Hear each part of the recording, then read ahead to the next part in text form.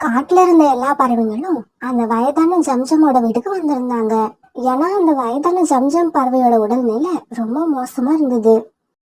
பறவைகளே, நான் ஏதாவது தவறு செஞ்சிருந்தா என்ன மன்னிச்சிடுங்க. நான் ரொம்ப நேரம் உயிரோட இருக்க மாட்டேன். என்னோட உயிர் கொஞ்சம் கொஞ்சமா போய்கிட்டு இருக்கு. ஜம்ஜம் அண்ணா, உங்களுக்கு ஒண்ணும் ஆகாது. உங்களுக்கு மருந்து வாங்க தான் மூட்டு சுத்தி போயிருக்காங்க. சோனா, எந்த மருந்து என்ன எதுவும் பண்ண போறது கிடையாது. என்னோட கதை முடிய போகுது. என் பையன் வெளிநாட்டுல வேலை பார்த்துக்கிட்டு இருக்கான். அவனுக்கு உங்க அப்பா இறந்துட்டாங்கன்னு கடிதம் எழுதி போட்டுடுங்க. அந்த லெட்டரை படிச்சுட்டு அவன் வந்த உடனே இந்த வீட்டுல உள்ள பொருள்கள் எல்லாத்தையும் அவங்கிட்ட ஒப்படைச்சிடுங்க. சோனா, இந்தா என் வீட்டோட சாவி. இது எல்லாத்தையுமே என் பையன்கிட்ட ஒப்படைச்சிடுங்க. இப்படி சொல்லி முடிச்ச உடனே ஜம்ஜம் பறவையோட மூச்சு நின்னு போயிடுச்சு. ஜம்ஜம் பறவை இப்படி இறந்த உடனே எல்லா பறவைகளும் அழுதாங்க. ஏன்னா ஜம்ஜம் பறவை எல்லா பறவைகிட்டையும் நல்ல நண்பனா பழகி இருந்தது. சரி, ஜம்ஜம் அண்ணனோட பையன் பாண்டாவுக்கு கடிதம் எழுதணும். இங்க இருக்கிறவங்கள யாருக்கு கடிதம் எழுத தெரியும்? யாருக்குமே எழுத படிக்க தெரியாதால எல்லாருமே மௌனமா இருந்தாங்க. என்னது, யாருக்குமே எழுத படிக்க தெரியாதா? அப்ப இந்த சந்தர்ப்பத்தை நாம தான் புத்திசாலித்தனமா பயன்படுத்திக்கணும். என்னது, யாருக்குமே எழுத படிக்க தெரியாதா? ஏன் தெரியாது? நான் இருக்கேன்ல, நான் ஒரு BA கிராஜுவேட். திடீர்னு கோரி இப்படி சொன்னதை கேட்டுட்டு காலுக்காகவும் அதிர்ச்சி ஆயிடுச்சு. ஜம்ஜமோட பையன் பாண்டாவுக்கு லெட்டர் தானே எழுதணும், நான் எழுதி போடுறேன். சரி, கோரி அக்கா பாண்டாவுக்கு லெட்டர் எழுதி போடட்டும். அப்புறம் இந்த வீட்டு சாவியை நான் எடுத்துட்டு போறது என்னவோ அவ்வளவு நல்லதா இல்ல. எங்கேயாவது தொலைஞ்சு போறதுக்கு சான்ஸ் இருக்கு. அதனால சாவிய வாசல்ல உள்ள மரத்திலேயே வச்சுட்டு போவோம். சோனா, நீ சொல்ற மாதிரி சாவிய வாசல்ல உள்ள மரத்துல வச்சுட்டு போறதுதான் நல்லது. அப்புறம் இன்னைக்கு ராத்திரியே கோரிய விட்டு பாண்டாவுக்கு லெட்டர் எழுத சொல்றேன். நான் தினமும் ஒரு முறை ஜம்ஜம் அண்ணனோட வீட்டுக்கு வந்து பார்த்துட்டு போறேன். லெட்டர் நாளைக்கு எழுதி போட்டா இன்னும் 4 நாள்ல பாண்டா எப்படியும் வெளிநாட்டுல இருந்து வந்துருவான். வீட்டு சாவிய அவனோட கையில ஒப்படைச்சிட்டா நம்ம கடமை முடிஞ்சது. பிறகு எல்லா பறவைகளும் ஜம்ஜமோட உடலை தூக்கிட்டு போய் ஒரு இடத்துல வச்சு இறுதி சடங்கு செஞ்சு முடிச்சாங்க. பிறகு ராத்திரி ஆகி போனதால எல்லா பறவைகளும் அவங்கவுங்க வீட்டுக்கு பறந்து போனாங்க. கோரி BA ஜம்ஜமோட பையனுக்கு லெட்டரை தமிழ்ல எழுத போறீங்களா இல்ல இங்கிலீஷ்ல எழுத போறீங்களா? காலுஜி, எனக்கு தமிழ் எழுத்துக்கும் இங்கிலீஷ் எழுத்துக்கும் வித்தியாசமே தெரியாது. என்னால எப்படி லெட்டர் எழுத முடியும்? கோரி, அப்படின்னா நீ ஏதோ பிளான் பண்ணி தான் எழுத படிக்க தெரியும்னு அந்த இடத்துல சொன்ன, அப்படிதானே?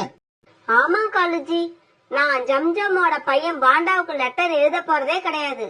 கொஞ்ச நாளைக்கு முன்னால ஜம்ஜம் வீட்டுக்கு டிவி, ஃப்ரிட்ஜ், அலமாரி இப்படி நிறைய பொருட்கள் ஒரு லாரி நிறைய வந்து இறங்குச்சு.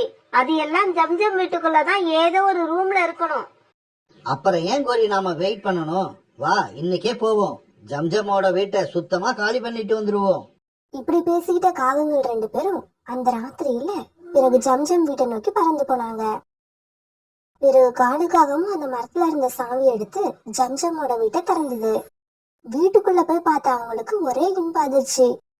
காலுஜி, நான் லாரியில பார்த்த எல்லா சாமானும் அப்படியே இந்த ரூமுக்குள்ளதான் இருக்கு. ஆமா கோரி, ஜம்ஜம் பையன் பாண்டா வெளிநாட்டுல நிறைய சம்பாதிக்கிறான் போல இருக்கு. அவன் அங்க இருந்து பணத்தை அனுப்பிவிட இங்க அவனோட அப்பா இவ்வளவு பொருட்களை வாங்கி சேர்த்து வச்சிருக்காரு. சரி சரி காலுஜி, நம்ம பேசிக்கிட்டே நிக்க வேண்டாம். ஆளுக்கு ஒரு பொருளா எடுத்துக்கிட்டு இடத்த காலி பண்ணுவோம். மீதி இருக்கிறத நாளைக்கு வந்து எடுத்துக்கலாம். இப்படி பேசிக்கிட்ட காலுவும் கோரியும் பிறகு ஜம்ஜமோட வீட்டுல இருந்த டிவியையும் ஒரு மரப்பெட்டையும் எடுத்துக்கிட்டு தங்களோட வீட்டுக்கு பறந்து போனாங்க. வீட்டுக்கு போன உடனே அந்த மரப்பெட்டிய ரொம்ப அவளோட திறந்து பார்த்த காலுக்காகவும் கோரிக்காகவும் ரொம்ப ஏமாற்றமானாங்க. என்ன காலுஜி, இதுல நிறைய நகைகள் இருக்கும்னு நினைச்சேனே. கடைசியா ஒரே ஒரு பழைய போட்டோ தான் இருக்கு. இப்படி பேசிக்கிட்டவங்க பெட்டியை ஒரு மூலையில தள்ளி விட்டாங்க. பிறகு மறுநாள் கோரிக்காகத்த நதிக்கரையில சோனா குருவி பார்த்தது. கோரி அக்கா, ஜம்ஜமோட பையன் பாண்டாவுக்கு லெட்டர் எழுதி போட்டீங்களா? லெட்டர் அவனுக்கு நேத்து ராத்திரியே எழுதி இன்னைக்கு காலையில போஸ்ட் பண்ணிட்டேன். கோரி இப்படி போய் சொல்ல சோனா குருவியும் அதை உண்மைன்னு நம்பிடுச்சு. அப்படின்னா இன்னும் 2 நாள்ல பாண்டா நம்ம காட்டுக்கு வந்துருவான். வீட்டுல உள்ள பொருட்களையும் வீட்டு சாவியையும் பாண்டா கிட்ட ஒப்படைச்சாதான் நமக்கு நிம்மதி. பிறகு ராத்திரி ஆச்சு. மறுபடியும் ஜம்ஜமோட வீட்டுக்கு காலுக்காகவும் குருக்காகவும் போனாங்க. இந்த முறை அங்க இருந்த ஃப்ரிட்ஜ், மர அலமாரி எல்லாத்தையும் தங்களோட வீட்டுக்கு தூக்கிட்டு வந்தாங்க. வீட்டை மட்டும் பழையபடியே பூட்டி வழக்கமா சாவியை வைக்கிற இடத்துல வச்சுட்டு வந்தாங்க. அலுஜி, நம்ம வீட்டை பாத்தீங்களா? வீடு பூரா பொருட்களா இருக்கு. இதையெல்லாம் பார்க்க எனக்கு ரொம்ப சந்தோஷமா இருக்கு. கோரி, எனக்கும் சந்தோஷமா தான் இருக்கு. ஆனா மனசு ஓரத்துல கொஞ்சம் பயமும் இருக்கு. பயமா? எதுக்காக பயப்படுறீங்க? நாம மாட்டிக்கிட்டோம்னா என்ன பண்றதுன்னு தான் பயமா இருக்கு. அது எப்படி காலேஜி நம்ம மாட்டிப்போம்? வெளிப்பக்கமா பூட்டு போட்டு பூட்டி இருக்கு. சாவியும் அவங்க வச்ச இடத்துலதான் இருக்கு. அதனால இந்த பொருட்களை எல்லாம் ஜம்ஜம் வீட்ல இருந்து நாம தான் எடுத்தோன்னு யாராலையும் சொல்ல முடியாது. யாராவது நம்ம வீட்டுக்கு வந்து பார்த்துட்டு இவ்வளவு பொருட்கள் உங்களுக்கு ஏதுன்னு கேட்டா என்ன பதில் சொல்றது? காலேஜி, யார் கேக்குறாங்களோ இல்லையோ, அந்த அழுக்கு புறா கண்டிப்பா கேக்கும். அந்த புறாவுக்கு என்ன பார்த்தா எப்படிதான் இருக்குமோ தெரியல. கோரி, புறா கேக்குதோ சோனா கேக்குதோ நமக்கு அது பிரச்சனை இல்ல. கேட்டா என்ன பதில் சொல்றது? நான் என்ன தெரியுமா சொல்லுவேன்? எனக்கு கல்யாணம் நடந்தப்ப கையில பணம் இல்லாததால எங்க அம்மா எனக்கு எந்த பொருளுமே வாங்கி கொடுக்கல. இப்பதான் அவங்க கைக்கு பணம் வந்துச்சு, வாங்கி கொடுக்க வேண்டிய பொருட்களை எல்லாத்தையும் வாங்கி கொடுத்துட்டாங்க. காலேஜி, என்னோட பதில் எப்படி இருக்கு? பதில் பர்ஃபெக்டா இருக்கு கோரி. பிறகு ஒரு நாள் சோனா குருவியும் புறாவும் காலுக்காகத்தோட வீட்டுக்கு வந்தாங்க. அந்த சமயம் காலுக்காக உணவு தேட வெளியே போயிருந்தது. கோரியக்கா, இந்த அலமாரி ஏது? புதுசா இருக்கு, வாங்குனீங்களா? சோனா, அலமாரி மட்டுமா புதுசா இருக்கு? ஃப்ரிட்ஜ், டிவி எல்லாமே தான் புதுசா இருக்கு. கோரி, இவ்வளவு பொருட்கள் உன் வீட்டுக்கு எப்படி வந்தது? சோனா, என்னோட கல்யாணத்தப்ப எங்க அம்மா காலுக்காகத்துக்கு வரதட்சணைன்னு எதுவுமே கொடுக்கல. இப்ப ஏதோ நிலத்தை வித்து கொஞ்சம் பணம் வந்தது போல இருக்கு. என்ன வேணுமோ கேட்டு வாங்கிக்கடின்னு சொன்னாங்க. நான் எனக்கு தேவையானதை எல்லாத்தையும் வாங்கிக்கிட்டேன். கோரியக்கா, நம்ம காட்டுல வரதட்சணையா இவ்வளவு பொருட்கள் வந்தது உங்களுக்கு மட்டும்தான். வேற யாருக்கும் இந்த அளவுக்கு பொருட்கள் வந்ததே இல்ல. அது சரி கோரி, நீ ஜம்ஜமோட பையனுக்கு லெட்டர் போட்டியா இல்லையா? லெட்டர் போட்டிருந்தா அவன் இந்நேரம் வந்திருக்கணுமே. புறா, ஜம்ஜம் இறந்த அன்னைக்கு ராத்திரியே லெட்டர் எழுதி மறுநாள் காலையில போஸ்ட் பண்ணியாச்சு. ஆனா சில கடிதங்கள் வழியில மிஸ் ஆகிறதுக்கு சான்ஸ் இருக்கு. ஆமா கோரியக்கா, நீங்க சொல்றது உண்மைதான். எனக்கு வர வேண்டிய கடிதமே ஒண்ணு அந்த மாதிரி மிஸ் ஆயிடுச்சு. இப்படியே சில நாட்கள் நகர்ந்துச்சு. பிறகு ஒரு நாள் ஜம்ஜமோட பையன் பாண்டா வெளிநாட்டுல இருந்து திரும்பி தன்னுடைய காட்டுக்கு வந்துகிட்டு இருந்தான். கோரி கோரி, ஜம்ஜம் பையன் பாண்டா வெளிநாட்டுல இருந்து நம்ம காட்டுக்கு திரும்பி வந்துட்டான். அவன் வர்றத நானே பார்த்தேன். அம்மா இறந்த செய்தி தெரிஞ்சு வந்திருக்கானா இல்ல யதார்த்தமா வந்திருப்பானா? தெரியல கோரி. நான் என்ன நினைக்கிறேன்னா, நம்ம காட்டுல இருந்து வெளிநாட்டுக்கு போய் வர்ற பறவைகள் யாராவது அவன் அப்பா இறந்து போனதை அவனுக்கு சொல்லி இருக்கணும். அதனாலதான் அவன் வந்திருக்கான்.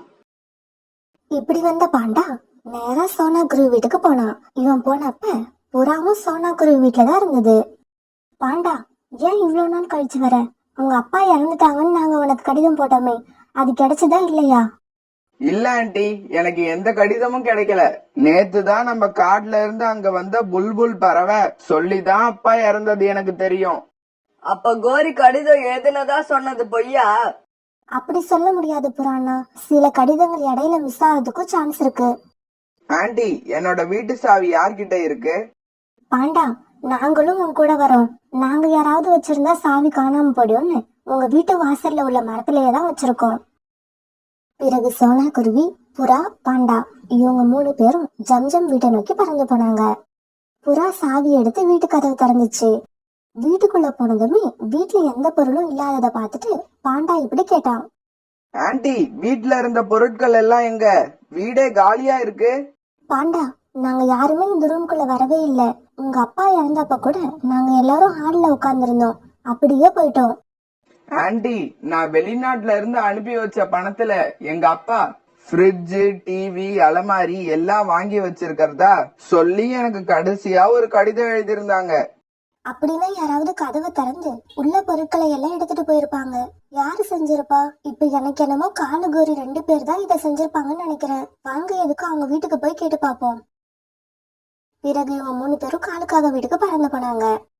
இவங்க போறப்ப காலும் கோரியும் படுத்து தூங்கிட்டு இருந்தாங்க. கோரி எழுந்துரு, கோரி எழுந்துரு. புறா இப்படி ரொம்ப சத்தமா கூப்பிட்ட உடனே காலும் கோரியும் அவசர அவசரமா எழுந்திருச்சாங்க. அழுக்கு புறா, தூங்கிக்கிட்டு இருக்கும்போது இப்படியா வந்து கத்துவாங்க? நீ கத்துற சத்தத்தை கேட்டு கொஞ்சம் இருந்தா என்னோட நெஞ்சே வெடிச்சிருக்கும் தெரியுமா? கோரியக்கா, பாண்டா வீட்டு ரூம்ல இருந்து டிவி, ஃப்ரிட்ஜ், அலமாரி இதையெல்லாம் காணுமா? உங்க வீட்டுல உள்ளது அந்த பொருட்கள் இல்லையே? சத்தியம் வேணும்னாலும் பண்றேன் சோனா. இந்த பொருட்கள் எல்லாமே எங்க அம்மா எனக்கு வாங்கி கொடுத்தது. சோனா, டிவி, ஃப்ரிட்ஜ், அலமாரி இது எல்லாம் ஒரே மாடல்ல நிறைய இருக்கும். இத வச்சு ஒருத்தவங்க பொருளை இன்னொருத்தவங்க எடுத்துட்டாங்கன்னு சொல்ல முடியாது. இந்த பொருட்கள் எல்லாத்தையும் எங்க அம்மா கடற்கரைக்கு பக்கத்துல உள்ள காட்டுல இருந்து வாங்கிட்டு வந்தாங்க. கோரி ஆண்டி, நீங்க சொல்றது உண்மைதான், அத நானும் ஒத்துக்கிறேன். ஆனா இந்த மரப்பெட்டி எங்க அப்பா வச்சிருந்தது மாதிரியே இருக்கே. பாண்டா, நீ சொல்றத கேட்க எனக்கு சிரிப்பு தான் வருது. ஏன்னா இது கோரியோட அம்மா யூஸ் பண்ணிக்கிட்டு இருந்தது. இது எனக்கு வேணும்னு நான் தான் அவங்க வீட்டுல இருந்து என்னோட தலையில தூக்கிக்கிட்டு வந்தேன். சரி பாண்டா, எதுக்கும் நீ போய் அந்த மரப்பெட்டியை திறந்து பாரு. உள்ள உள்ளத வச்சு பெட்டி யாருதுன்னு கண்டுபிடிச்சிடலாம். உங்களுக்கு என்ன இன்னுமா என் மேல நம்பிக்கை வரல? நாங்க திருட்டை எல்லாம் எப்பவோ விட்டுட்டோம். கோரி சொன்னதை காதுலயே வாங்காத புறா மரப்பெட்டியை திறந்து பார்த்தது. அதுல ஜம்ஜம் பறவையும் பாண்டாவும் ஒன்னா எடுத்திருந்த போட்டோ இருந்தது.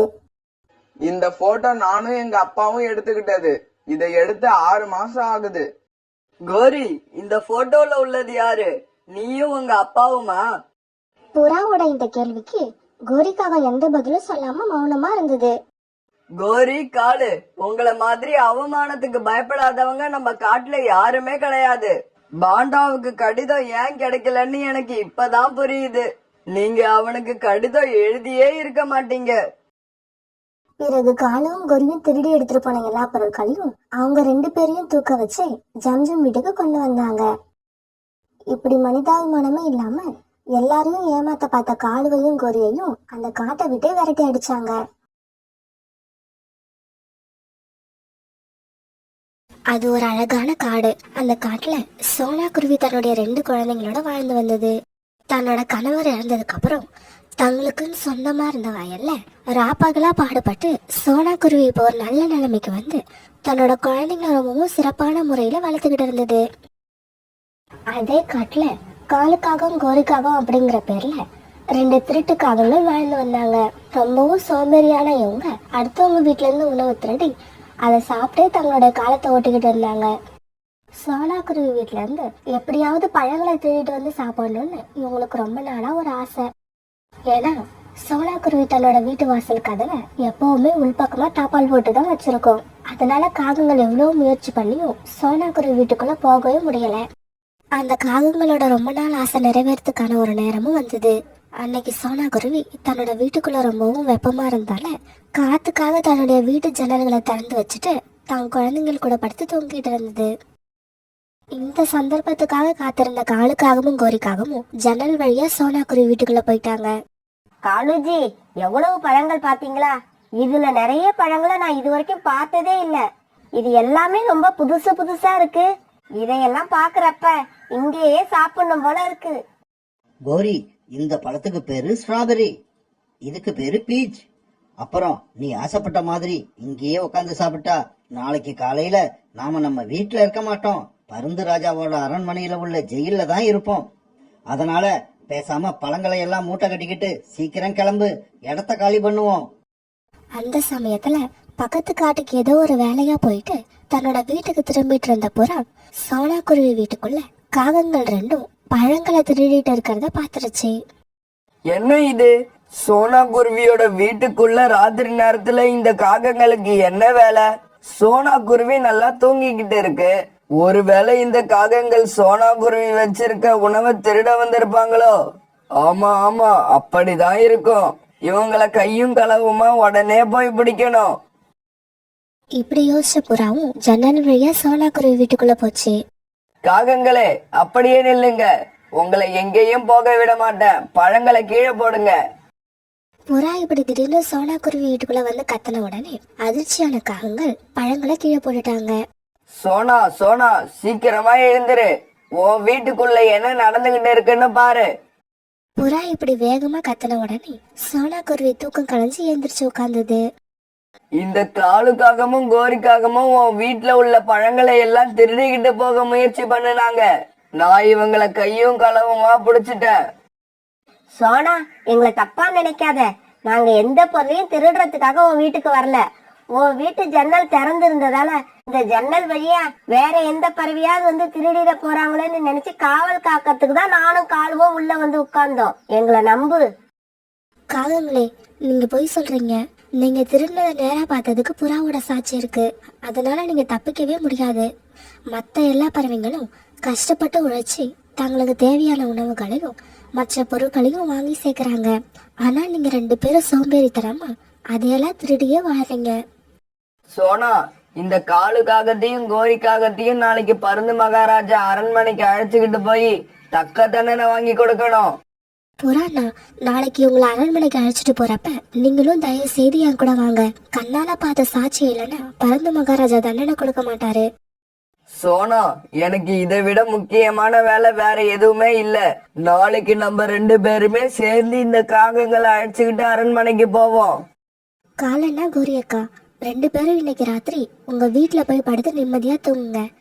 ஏன்னா இதுக்கப்புறம் நீங்க மறுபடியும் வீட்டுல படுத்து தூங்க ரொம்ப வருஷங்கள் ஆகும்னு நினைக்கிறேன். அது வரைக்கும் நீங்க ஜெயில தான் படுத்து தூங்கணும்.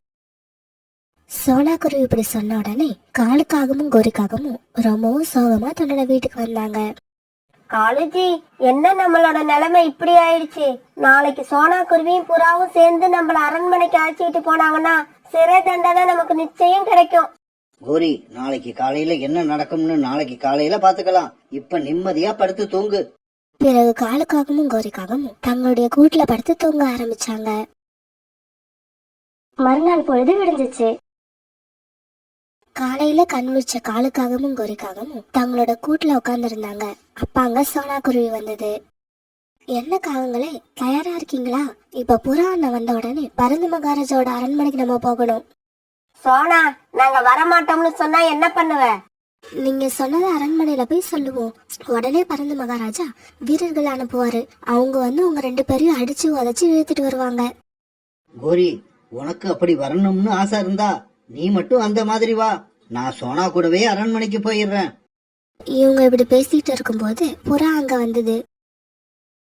என்ன புறானா, காகங்களை அழைச்சுக்கிட்டு நம்ம அரண்மனைக்கு கிளம்பலாமா? இல்ல சோனா, இன்னைக்கு நம்மளால அரண்மனைக்கு போக முடியாது. பருந்து மகாராஜா பக்கத்து காட்டு அரண்மனைக்கு ஒரு முக்கியமான வேலையா போயிருக்காராம். இன்னைக்கு இரவு தான் நம்ம காட்டுக்கு திரும்பி வருவாரு. அதனால நாம இந்த காகங்களை நாளைக்கு தான் அரண்மனைக்கு அழைச்சுக்கிட்டு போக முடியும். காகங்களே, அதனால நாங்க உங்களை அரண்மனைக்கு அழைச்சிட்டு போகாம விட்டுட்டோன்னு மட்டும் கனவு காணாதீங்க. நாளைக்கு நாம கண்டிப்பா அரண்மனைக்கு போறோம். சோனா இப்படி சொல்லிட்டு பிறகு புறா கூட தன்னோட வீட்டை நோக்கி பறந்து போச்சு. காலுஜி, நமக்கு ஒரு நாள் சந்தர்ப்பம் கிடைச்சிருக்கு. இந்த சந்தர்ப்பத்தை பயன்படுத்தி நாம தப்பிக்கிறதுக்கு ஏதாவது வழி இருக்குமான்னு பாருங்களேன். கோரி, நீ சொல்றதுக்கு முன்னாடியே நான் அதை பத்தி தான் யோசிச்சுக்கிட்டு இருக்கேன். எனக்கு ஒரு யோசனை வந்திருக்கு. ஆனா அதுக்கு உன்னோட தம்பி சுப்பண்ணாவோட உதவி தேவைப்படுது. என்ன காலுஜி நீங்க இத போய் பெரிய விஷயமா பேசிக்கிட்டு? என் தம்பி எனக்காக எந்த உதவியை வேணாலும் செய்வான். வாங்க இப்பவே போய் அவனை பாப்போம். பிறகு காலுக்காகவும் கோரிக்காகவும் சுப்பண்ணா வீட்டை நோக்கி பறந்து போனாங்க. அக்கா, மாமா, என்ன 2 பேரும் திடீர்னு வந்திருக்கீங்க? நீங்க இப்படி திடீர்னு வந்தா ஏதோ ஒரு முக்கியமான விஷயம்னு தான் அர்த்தம். என்ன விஷயம்? சீக்கிரம் சொல்லுங்க. தம்பி, நானும் மாமாவும் சோனா குருவி வீட்டுல திருட போனப்ப சோனாவும் புறாவும் எங்களை கையும் களவுமா பிடிச்சிட்டாங்க. நாளைக்கு எங்களை பருந்து மகாராஜா அரண்மனைக்கு அழைச்சிட்டு போய் சோனா குருவி எங்க மேல புகார் கொடுக்க போகுது. இத நேர்ல பார்த்த புறா தான் நாளைக்கு சாட்சி சொல்ல போகுது. அது சாட்சி சொல்லிடுச்சுன்னா கண்டிப்பா எங்களுக்கு சிறை தண்டனை உறுதி. இதுல இருந்து நானும் உன்னோட மாமாவும் தப்பிக்க நீ தான் எங்களுக்கு உதவி பண்ணணும். என்ன மாமா சொல்றீங்க? கண்ணால பார்த்த சாட்சி இவ்வளவு ஸ்ட்ராங்கா இருக்கப்ப நான் எப்படி உங்களை விடுவிக்க முடியும்? சுப்பண்ணா, நீ எங்களுக்காக வேற ஒண்ணும் செய்ய வேண்டாம். இன்னைக்கு ராத்திரி எங்க காட்டுக்கு வா. வந்து புறாவை எப்படியாவது பிடிச்சி கிட்னாப் பண்ணி உங்க வீட்டுக்கு கொண்டு வந்துரு. கொஞ்ச நாள் அந்த புறா உங்க வீட்லயே இருக்கட்டும். அந்த புறாவை என்ன பண்றதுன்னு அப்புறமா யோசிக்கலாம். இவ்வளவுதானா மாமா? இத நான் பக்காவா செஞ்சு முடிச்சிடுறேன், நீங்க கவலைப்படாம போங்க. ஆனா நீங்க சொல்ற புறாவை நான் இது வரைக்கும் பார்த்ததே இல்லையே, நான் எப்படி அதை அடையாளம் கண்டுபிடிக்கிறது? சுப்பண்ணா, எங்க காட்டுல இருக்கிறதே ஒரே ஒரு புறா தான். அதோட கூடு மட்டும் எங்க இருக்குன்னு சொல்றேன். கரெக்டா அதோட கூட்டுக்கு போய் அதை தூக்கிக்கிட்டு வந்துரு. இதே சமயத்துல புறாவோட அண்ணன் புறாவை பாக்குறதுக்காக அதோடைய கூட்டுக்கு வந்தாரு. தம்பி, எனக்கு கொஞ்சம் அவசரமா 500 ரூபாய் பணம் தேவைப்படுது. இப்ப நீ கொடுத்தீன்னா இன்னும் 2 மாசத்துல அதை உனக்கு திருப்பி கொடுத்துடுறேன். அண்ணா, நீங்க எதுக்கு பணம் கேக்குறீங்கன்னு எனக்கு தெரியும்.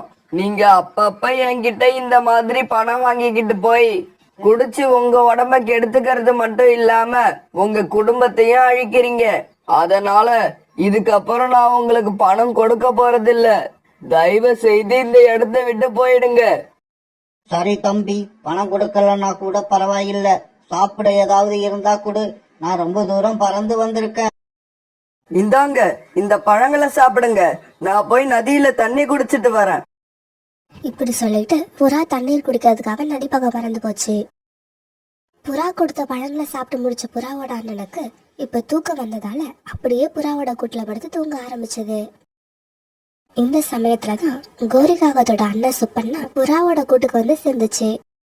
நாம வந்த நேரம் நல்ல நேரம் போல இருக்கு, அதனாலதான் புறா தூங்கிக்கிட்டு இருக்கு. இதை இப்ப தூக்கிக்கிட்டு போறதுல நமக்கு எந்த சிரமமும் இருக்காதுன்னு நினைக்கிறேன். இப்படி நினைச்ச சுப்பண்ணா பிறகு புறாவோட அண்ணனை ஒரு சாக்கு மூட்டையில போட்டு தன்னோட காட்டுக்கு தூக்கிட்டு பறந்து போச்சு. நதியில போய் தண்ணீர் குடிச்சிட்டு புறா திரும்பி வந்தப்ப புறாவோட அண்ணன் கூட்டுல இல்ல. என்ன இது, அண்ணனை காணமே, எங்க போயிருப்பாரு? ஒருவேளை பசி தின்ன உடனே தன்னோட வீட்டுக்கு பறந்து போயிட்டாரு போல இருக்கு. மறுநாள் பொழுது விடிஞ்சிச்சு. காலுஜி, ராத்திரி எப்படியும் என்னோட தம்பி புறாவை கிட்னாப் பண்ணி கொண்டு போயிருப்பான். இன்னைக்கு சோனா நம்மள அரண்மனைக்கு அழைச்சிட்டு போய் சாட்சி சொல்ல புறா வராம ரொம்ப ஏமாந்து போக போகுது. ஆமா கோரி, ஆமா. சோனா ஏமாந்து போறத நினைச்சா எனக்கு இப்பவே சிரிப்பா வருது. காகங்களே, வாங்க போகலாம். பருந்து மகாராஜா இன்னைக்கு அரண்மனையில தான் இருக்காராம். இப்பதான் செய்தி வந்தது. பிறகு காலுக்காகவும் கோரிக்காகவும் சோனா குருவி கூட பருந்து மகாராஜாவோட அரண்மனை நோக்கி பறந்து போனாங்க. சோனா, இந்த காகங்களை எதுக்காக இப்ப என்கிட்ட அழைச்சுக்கிட்டு வந்திருக்க? இவங்க என்ன தவறு செஞ்சாங்க? பருந்து மகாராஜா, இந்த காகங்கள் 2 பேரும் ரொம்ப நாளாவே பறவைங்களோட உணவுகளை ராத்திரி அவங்களோட வீடுகளுக்கு புகுந்து திருடி கொண்டு போறாங்க. இதை நான் கேள்விப்பட்டிருக்கேன். ஆனா முந்தா நாள் ராத்திரி இந்த காகங்கள் 2 பேரும் என்னோட வீட்டுக்குள்ளேயே புகுந்து நான் என் குழந்தைங்களுக்காக சேர்த்து வச்சிருக்க பழங்களை திருடிட்டு போக முயற்சி பண்ணாங்க. அப்ப என்கிட்ட கையும் களவுமா மாட்டிக்கிட்டாங்க. அதனால இவங்களுக்கு தக்க தண்டனை கொடுத்து தண்டிக்கணும்னு உங்களை கேட்டுக்கிறேன். சோனா, இப்படி எல்லார் வீடுகளிலும் புகுந்து திருடுற இந்த காகங்களுக்கு தண்டனை கொடுக்க வேண்டியது அவசியம்தான். ஆனா அதுக்கு கண்ணால பார்த்த சாட்சி இருக்கணுமே. உங்ககிட்ட அப்படிப்பட்ட சாட்சி யாராவது இருக்காங்களா? பரந்த மகாராஜா, புறா இந்த காகங்கள் என்னோட வீட்டுக்குள்ள புகுந்து திருடினதை நேரடியா பார்த்திருக்கு. ஆனா இந்நேரம் சாட்சி சொல்ல அரண்மனைக்கு வந்து இருக்கணும். என்ன ஆச்சுன்னு தெரியல, இன்னும் வரல. அநேகமா இப்ப வந்துகிட்டு இருக்கும்னு நினைக்கிறேன். சோனா, உன்னோட சாட்சி இப்ப இல்ல, எப்பவுமே இந்த அரண்மனைக்கு வர முடியாது. ஏன்னா அந்த புறாவை கிட்னாப் பண்ணி நாங்க கொண்டு போய் எங்க பக்கத்து காட்டுல வச்சிருக்கோம். கோரிக்காக இப்படி மனசுக்குள்ள சொல்லிட்டு இருக்க திடீர்னு அந்த இடத்துக்கு புறா பறந்து வந்துருச்சு. புறா அரண்மனைக்கு வரதை பார்த்த காலுக்காகவும் கோரிக்காகவும் ரொம்ப அதிர்ச்சி ஆயிட்டாங்க. காலுஜி, என்ன இது? புறா எப்படி வந்தது? அப்படின்னா இன்னைக்கு நம்ம சிறைக்குள்ள போறது உறுதிதான்னு நினைக்கிறேன். கோரி, நடக்கிறது எதுவும் எனக்கு புரியல. சுப்பண்ணா கிட்னாப் பண்ணிக்கிட்டு போன புறாவால எப்படி இங்க வர முடியும்? பருந்து மகாராஜா, இந்த காகங்களை பத்தி சோனா குருவி சொல்றது அப்படியே உண்மை. இவங்க 2 பேரும் ஜன்னல் வழியா சோனா குருவி வீட்டுக்குள்ள போய் குழந்தைங்களுக்கு சாப்பிட வச்சிருந்த பழங்களை திருடிக்கிட்டு இருந்ததை என் கண்ணால பார்த்தேன். காகங்களே, அடுத்தவங்க உழைச்சி சம்பாதிச்சு அதுல வாங்கி வச்சிருக்க உணவுப் பொருட்களை திருடி திங்கிறது அசிங்கம்னு உங்களுக்கு தெரியலையா?